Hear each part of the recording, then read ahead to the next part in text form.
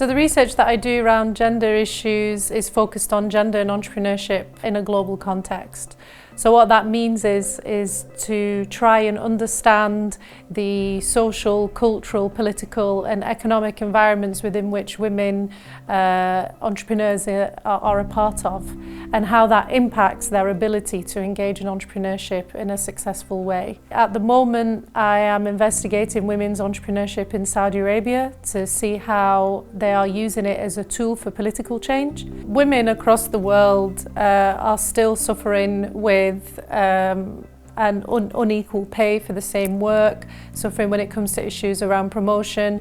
This leads many women to turn to entrepreneurship, especially again when it comes to issues around work-family balance.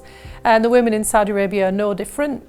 However, they have to contend with inequality that is embedded within their laws and policies and regulations. So what many of the women in my studies have done is engage in entrepreneurship, not just for economic empowerment, but they are using their entrepreneurial identity as a platform to engage in political change for other women in their communities.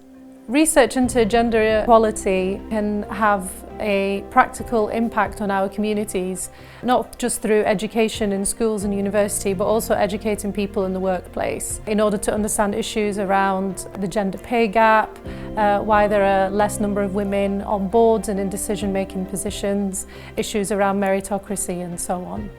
So we need to have a conversation, an open conversation around these issues to try and understand how we can tackle them together as a community at work.